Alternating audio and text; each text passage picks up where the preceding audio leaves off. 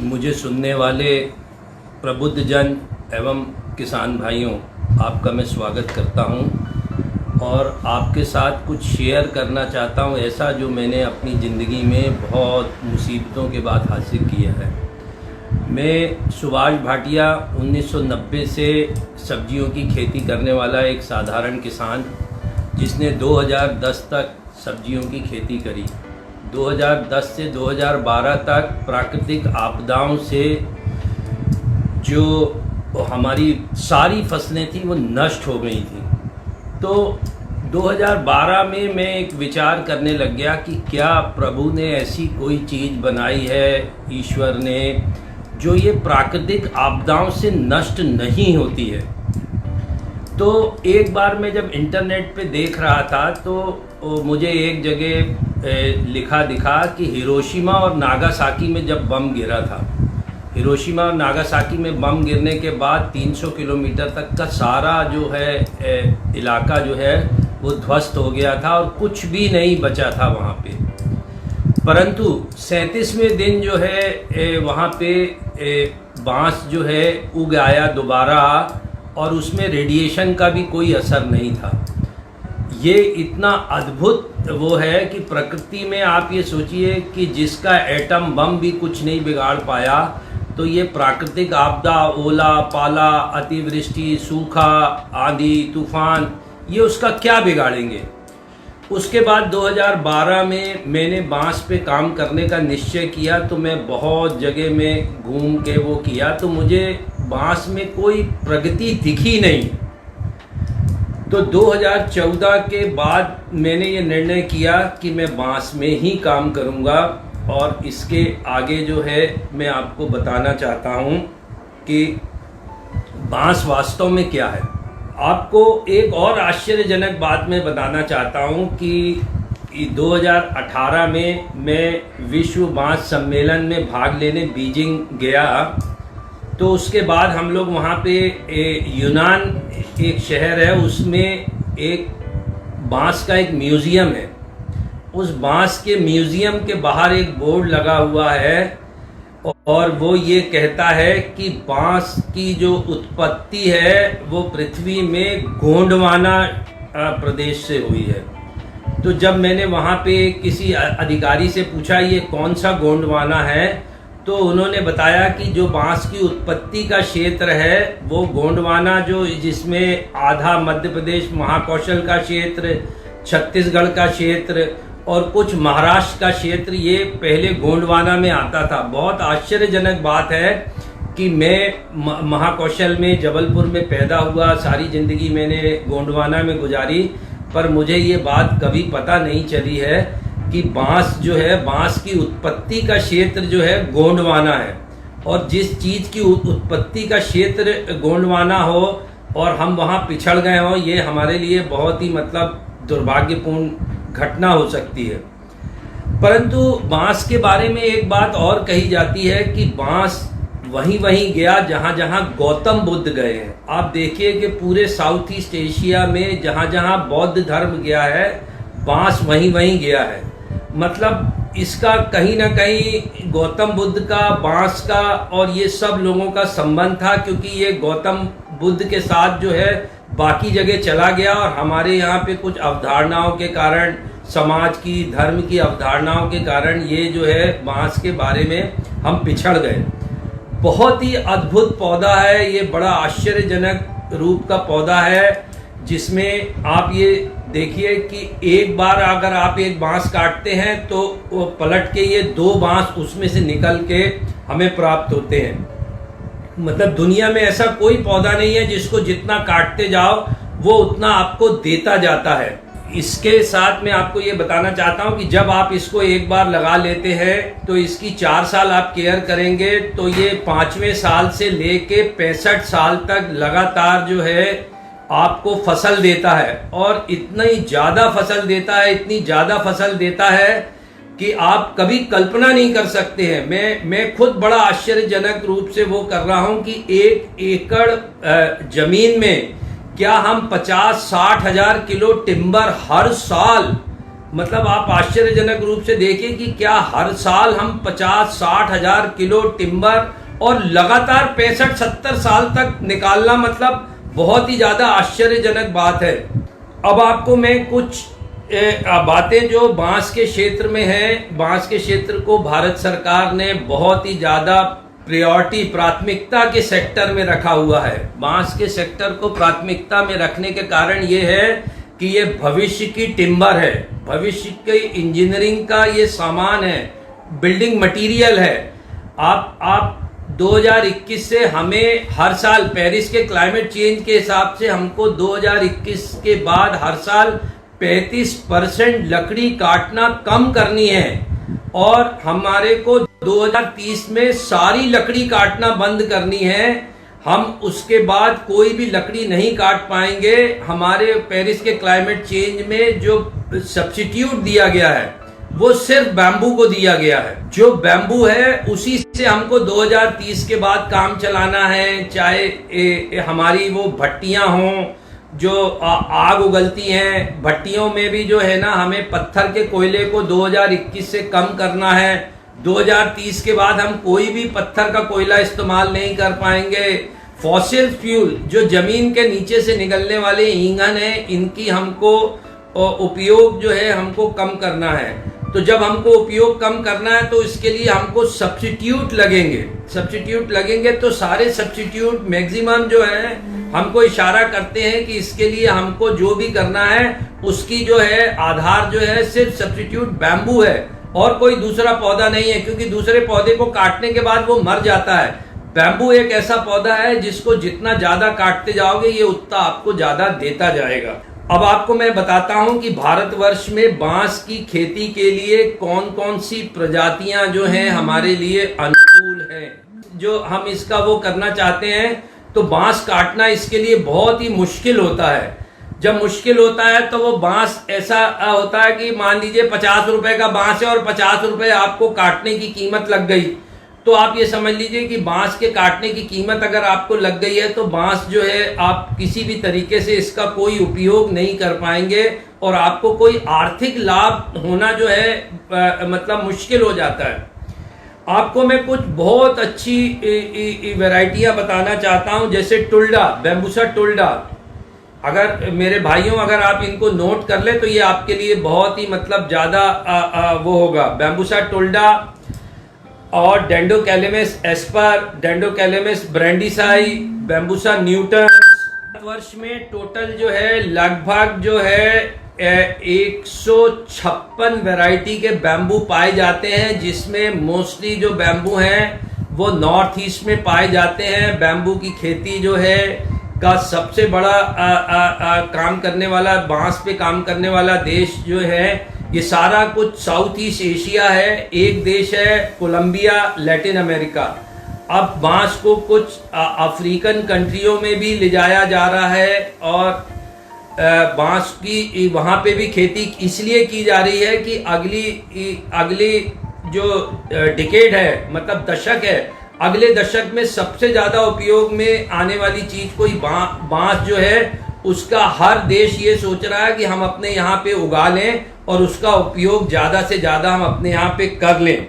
तो मैं आपको जो बताना चाह रहा था कि क्या आप ये एक बात महसूस करिए कि क्या आपने महसूस किया कि किसान के पास कोई पेंशन फंड है या कोई प्रोविडेंट फंड नाम की चीज है क्या? 2 साल पहले मैंने माननीय जब प्रधानमंत्री जी ने मुझे फार्मर डबल इनकम में मतलब सदस्य बनाया था एक ग्रुप का, जिसको फार्मर डबल इनकम 2022 कहते थे, तब मैंने एक वो दिया था प्रतिवेदन कि इसको जो है प्रोविडेंट फंड ऑफ फार्मर घोषित कर दिया जाए, क्योंकि यही एक ऐसा वो है कि अगर जैसे कोई सरकारी कर्मचारी है वो अगर अपनी तनख्वाह में से 12.5% कटाता है तो 12.5% सरकार उसमें जमा करती है और उसके जीवन का प्रोविडेंट फंड तैयार हो जाता है।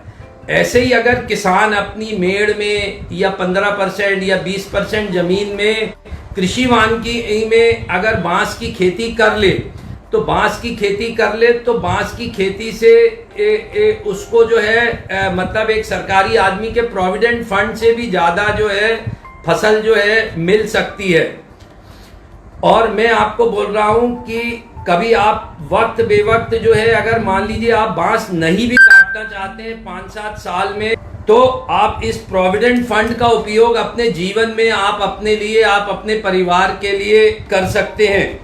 अब आपको मैं ये बताना चाहता हूं कि बांस की खेती, ये एक तरह से बांस एक बिल्कुल भी जंगली पौधा है और इसको जो है हम जो बिल्कुल जीरो मेंटेनेंस पे इसकी खेती करते हैं। जीरो मेंटेनेंस मीन्स अगर आपने इसको एक बार लगा दिया है तो सिर्फ साल में आपको एक बार इसको थोड़ा बहुत कचरा साफ करके मिट्टी चढ़ाने का और थोड़ी बहुत गोबर की खाद और अन्य थोड़ी बहुत खाद देने के साथ जो है आप इसको जो है बहुत ही कम मेंटेनेंस में इसका पालन कर सकते हैं। और जब पालन कर देते हैं तो इसके बाद आप इसको लगातार कई सालों तक जो है आप इसको जो है फसल इसकी ले सकते हैं।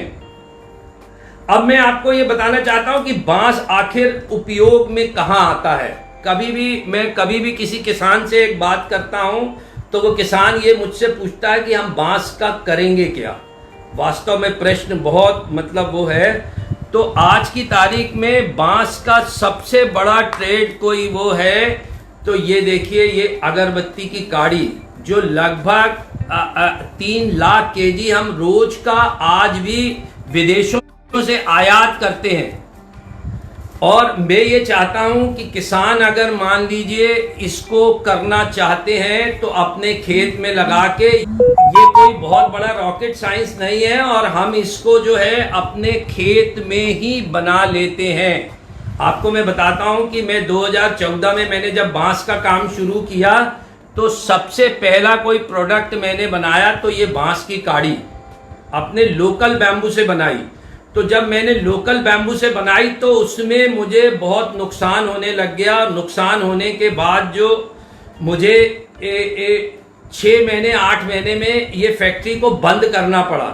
और जब बंद करना पड़ा तो मैंने इस बात को वो किया कि मैं इस बात पे एनालिसिस किया, मैंने विवेचना करी कि आखिर हमारा क्या कारण था कि जिसके कारण हमारी फैक्ट्री बंद हो गई। तो मैं आपको बताता हूं कि हम जिस बैम्बू से बना रहे थे काड़ी, उसकी बहुत हार्डनेस बहुत ज्यादा थी।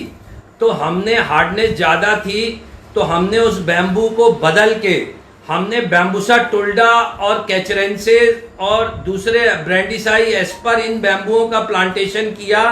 तो इन बैम्बुओं का प्लांटेशन करने के बाद अब हम जो है विदेश जैसी काड़ी जो है हम अपने यहाँ बनाते हैं। और आपको मैं बताना चाहता हूँ कि हम काड़ी के साथ जो है, हम जब काड़ी बनाते हैं तो उसमें 18% हमको काड़ी मिलती है और 82% हमको इसका वेस्ट मिलता है। अब दूसरी समस्या आ गई हमारे सामने।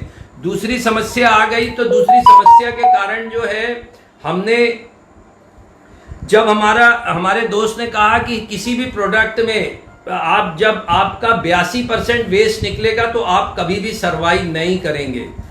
तो हमने 82% वेस्ट को भी ग्राइंड करके और वो करके हमने अगरबत्ती पूरी बनाई। और अगरबत्ती बनाई तो उसके बाद जो है हमारे इसमें जो है कुछ गठाने और कुछ दूसरे जड़ के पार्ट जो है बैम्बू के वो हमारे बच गए। तो वो बैम्बू को हमने चारकोल में कन्वर्ट कर दिया।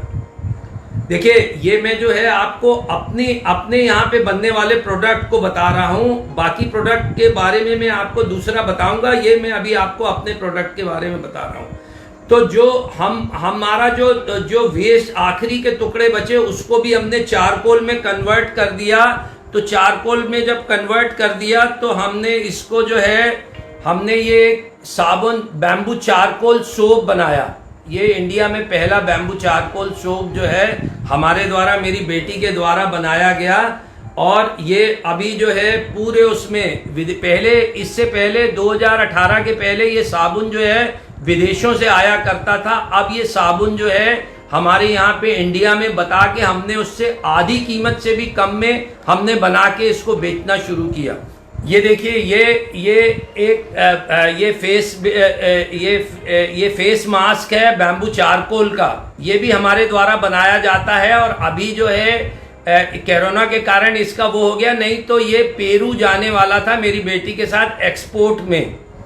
ये फेस मास्क स्क्रबर, ये 2 बैम्बू चारकोल के प्रोडक्ट हैं जो हमारे द्वारा बनाए जाते हैं। अब आप ये देखें कि हमारे पास जितना भी प्रोडक्ट है उसको हमने कन्वर्ट कर लिया है। मीन्स हमने इसकी काढ़ी भी बना ली, पाउडर भी बना लिया, चारकोल भी बना लिया। अब चारकोल को भी आगे हमने प्रोडक्ट में कन्वर्ट कर दिया। अब हमारे पास जितनी बांस की पत्तियां गिरती हैं, लगभग 1 एकड़ में 1.5 टन से ज्यादा जो है बांस की पत्तियां जो है वो मिलती हैं। और उसको हम उससे भी आप देखिए कि कैसे पैसा लेते, कोई हिस्सा नहीं बचता। तो वो बांस की पत्तियों को हम पीस के, हम इकट्ठा, गर्मी में जब वो गिरती हैं तो हम उसको इकट्ठा करवा के और उसको पीस के उससे कंपोस्ट बनता है। उसके साथ वो कैटल फीड में काम आती है, उसके साथ पोल्ट्री फीड में काम आती है। आप ये देखिए कि पत्तियां, डगालें और पूरा जो उसका तना है वो हमने पूरा का पूरा इस्तेमाल कर लिया। मीन्स आपके पास कुछ भी नहीं बचा। अब आप मेरे को बताइए कि जिस चीज में संपूर्ण हमने वो कर लिया उसमें प्रॉफिटेबिलिटी आएगी कि नहीं आएगी। अब आपको मैं कुछ बताना चाहता हूं कि इसके अलावा भी बहुत बड़ी दुनिया है बांस की, जो बांस में जो है हम काम करते हैं। ये देखिए, ये मैं आपको दिखा रहा हूं, ये बांस के द्वारा बनी हुई टिम्बर है।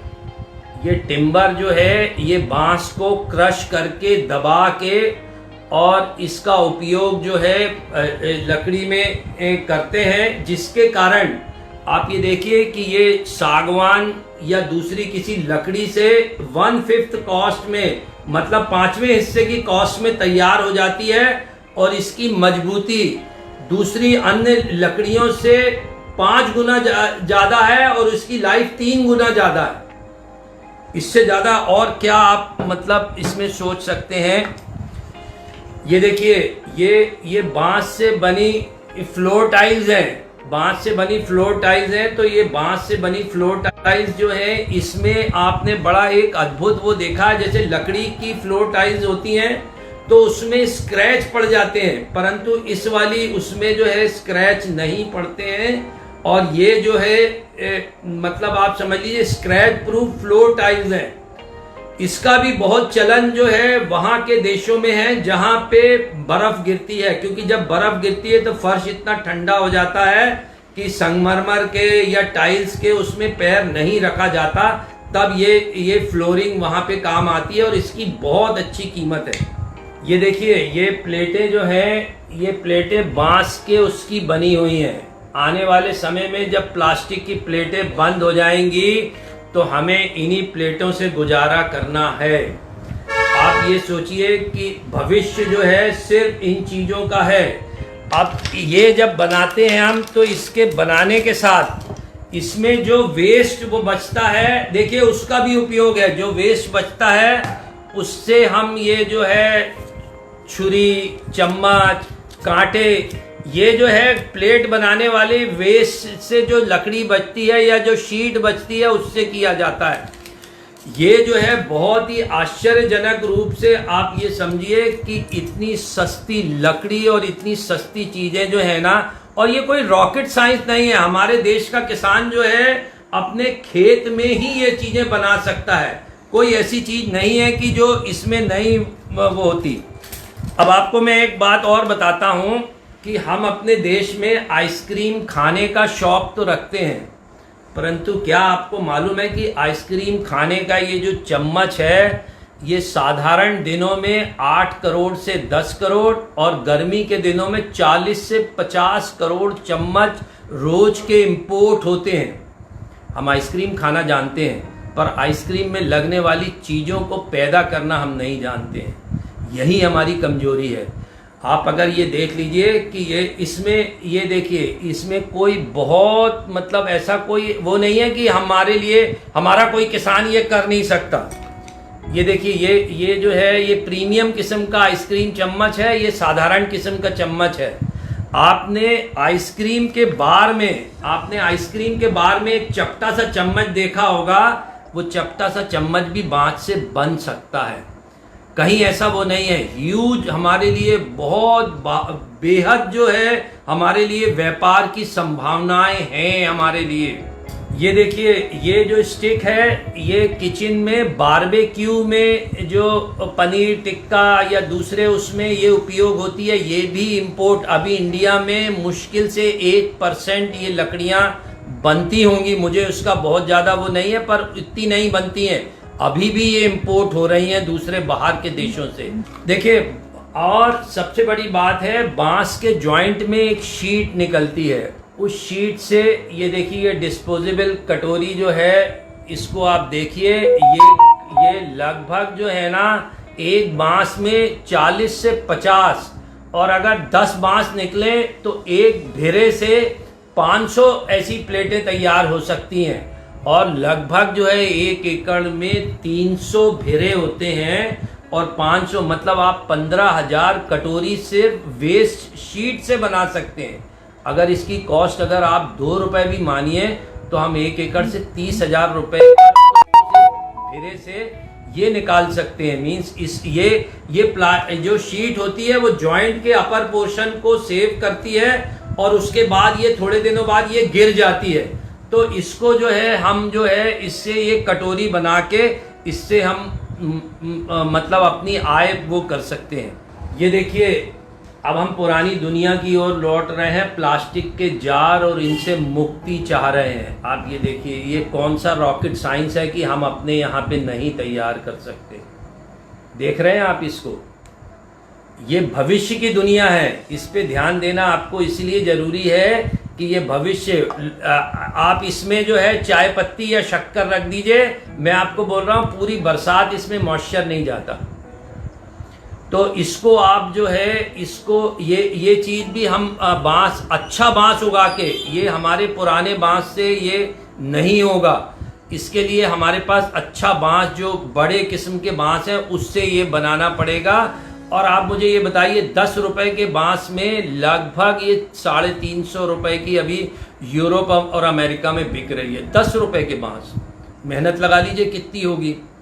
ये देखिए, ये जो है ये भी 10 रुपए का ही बांस है, और इसमें मशीन से नक्काशी करी गई है, और इसकी कीमत हो गई 2000 रुपए। मेहनत और उसका वो लगा लीजिए। अभी एक नया चलन आया है, water bottle, bamboo water bottle. हमारे यहाँ पे भी बैम्बू वाटर बॉटल बनना शुरू हो गई है, परंतु एक कमी है कि उन्होंने उसमें अंदर लाइनिंग नहीं लगाई है। बैम्बू, खाली बैम्बू की उसमें जो है कुछ दिन बाद उसमें फंगस और वो आना शुरू हो जाता है। तो बेहतर है कि जो भी हम वाटर बॉटल अगर हम बनाना चाहते हैं, कोई देखिए कोई रॉकेट साइंस नहीं है, 50 रुपए का मटेरियल है और 500 रुपए की बॉटल बिक रही है। तो मैं ये आपको ये बताना चाहता हूँ कि बैम्बू की खेती में हम क्या करें और क्या ना करें। अब मैं कुछ आपको सावधानियां भी बताना चाहता हूँ कि किन सावधानियों से आपको गुजरना होगा। देखिए, बांस के पौधों को आपको किसी ना किसी सर्टिफाइड सेंटर से जो है आपको खरीदना होगा। अगर आपको अगर बांस का पौधा गलत मिल गया तो इसका पता आपको 3-4 साल बाद पता चलता है, और उस समय तक आपका बहुत नुकसान हो चुका होता है। तो मेरा आपसे एक अनुरोध है कि जब भी आप बांस के पौधे खरीदें तो जिम्मेदारी से सर्टिफाइड जगह से, चाहे 5 रुपए महंगा पौधा ले लीजिए, पर अगर पौधा आप बगैर देखे या बगैर जाने पहचाने अगर लेते हैं तो उसका नुकसान आपको उठाना पड़ सकता है।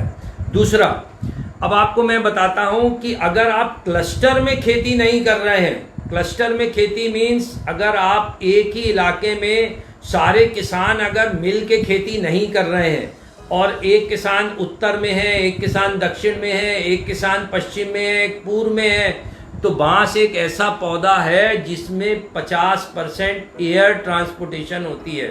बांस की ट्रांसपोर्टेशन बहुत कॉस्टली मेथड है। हमारे यहाँ पे सबसे ज़्यादा समस्या जो है ट्रांसपोर्टेशन की आएगी, और वो ट्रांसपोर्टेशन आपका सारा मुनाफा खा जाएगी। तो मेरा अपने किसान भाइयों से यही अनुरोध है कि जब भी वो बांस की खेती करें तो बांस की खेती करें तो बांस की खेती को क्लस्टर में करें, और क्लस्टर में करने से उनको क्या फ़ायदा होगा इसका मैं आपको बताना चाहता हूं कि जैसे जो प्राइमरी प्रोसेसिंग है, जैसे मान लीजिए कोई बांस की स्ट्रिप बनानी है तो आप अपनी प्राइमरी प्रोसेसिंग सेंटर में ही वहीं पे वो करके बांस को फाड़ के अलग अलग करके और उसकी स्ट्रिप बना के हम गट्ठे बना के ढो सकते हैं। तो उससे हमको बांस की ट्रांसपोर्टेशन से जो है लगभग जो है ना 50-60% का मुनाफा मिल सकता है। और अगर ऐसा आप नहीं करेंगे तो वो मुनाफा आपके मुनाफे, ट्रांसपोर्टेशन जो है आपके मुनाफे से कम होगा। तो इसलिए मेरा ये कहने का मतलब कि आप सब किसानों से सलाह करके और वही प्रजाति वो आप लगाएं जिस प्रजाति का आपको उपयोग करना है। और मैं तो आपको ये कह रहा हूं कि ये कोई भी रॉकेट साइंस नहीं है। अगर आपको ऐसा वो करना हो तो मैं आपको बोल रहा हूं किसी भी किसान संघ के कार्यालय में या किसी बांस के उसमें जाके आप वहां पे मदद ले सकते हैं। तो मदद में आपको ये सारी मशीनों की जानकारी और बाकी जानकारी भी दे दी जाएगी मेरे द्वारा, कि जिससे आपको वहीं पे आप अपनी एक छोटी फैक्ट्री भी लगा दें। मैं आपको एक बहुत छोटा सा वो बताना चाहता हूं कि जब 2018 में प्रधानमंत्री ने किसानों की इनकम डबल करने के लिए एक 7 किस्म के समूह बनाए, 7 समूह बनाए, तो मैं उसमें एग्रो फॉरेस्ट्री समूह में था। तो मैं आपको बता रहा हूं कि हमारे यहाँ का जो है, हमने 2017-18 में 40,000 करोड़ का टिम्बर इंपोर्ट किया था, 8,000 करोड़ का चंदन इंपोर्ट किया था। तो आप ये देखिए कि हमारे देश में हमारे लिए कितना काम है। आप अगर काम करना चाहें, और सबसे बड़ी बात यह है कि किसान अगर परंपरागत फसलें लेता है तो उसके पास लगभग टोटल 365 दिन में 60 दिन से ज़्यादा का काम नहीं रहता है। तो जब 300 दिन आदमी खाली रहेगा तो वो किसी भी तरह के मुनाफे में उसका वो हो ही नहीं सकता। तो अगर आपके खेत में एक छोटा सा कारखाना भी लगा हो तो वो कारखाना आपको और आपके परिवार को रोजगार के साथ आपको आर्थिक मजबूती देगा। और मैं आपको ये कह रहा हूँ कि अगर आपके खेत में बांस लगा है और आप वहीं पे उसकी प्रोसेसिंग भी कर रहे हैं, तो मैं आपको एक बात बताना चाहता हूँ कि मेरे पिताजी बहुत पढ़े लिखे आदमी नहीं थे, परंतु उन्होंने जीवन का मूल मंत्र मुझे दिया है कि जैसे आप देखिए कि जो आदमी दूध पैदा करता है तो वो मुनाफा नहीं कमाता, पर जो दूध उबालता है, मलाई वही खाता है। उनका सार ये था कि अगर तुम दूध उबालोगे नहीं तो मलाई नहीं खाओगे।